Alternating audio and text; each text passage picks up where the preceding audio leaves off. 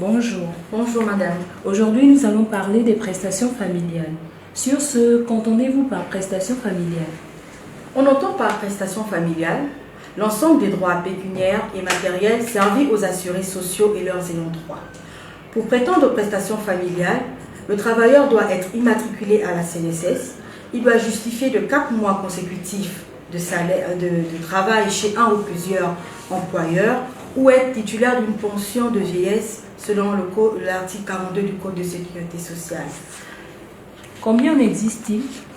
Alors, conformément aux dispositions de la loi numéro 6/75 du 25 novembre 1975 portant Code de sécurité sociale, en son article 42, les prestations familiales comprennent les allocations prénatales, la prime à la naissance, l'indemnité journalière, l'allocation familiale et l'allocation de rentrée scolaire.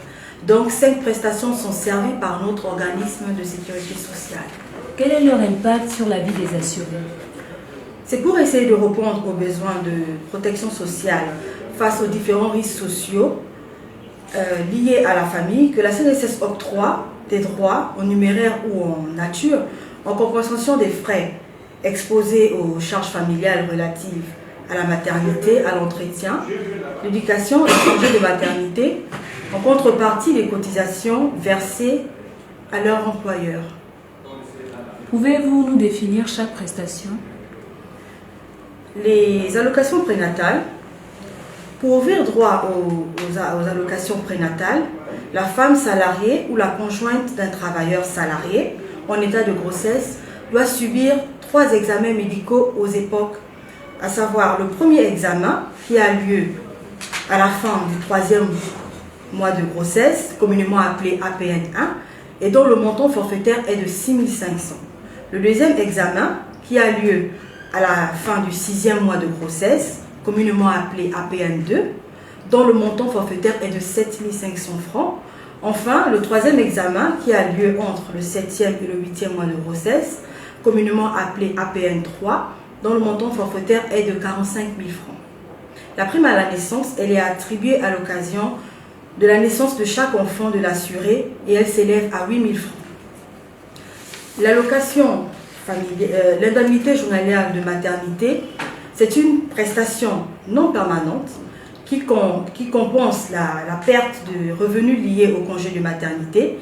La période de congé de maternité est donc de 14 semaines, dont 6 semaines, soit 42 jours avant, et 8 semaines, soit 56 jours après l'accouchement. Elle n'est due qu'à la femme salariée, elle est payable à n'importe quel moment et elle est fonction du salaire soumis à cotisation.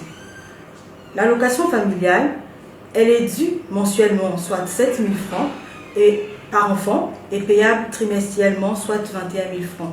Et elle est octroyée au travailleur, à son conjoint ou à sa concubine pour chaque enfant à charge âgé de 3 à 20 ans.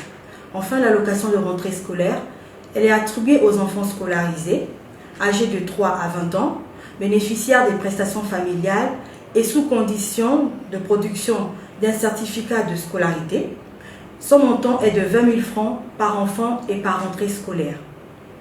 Quel est le circuit et la durée de traitement?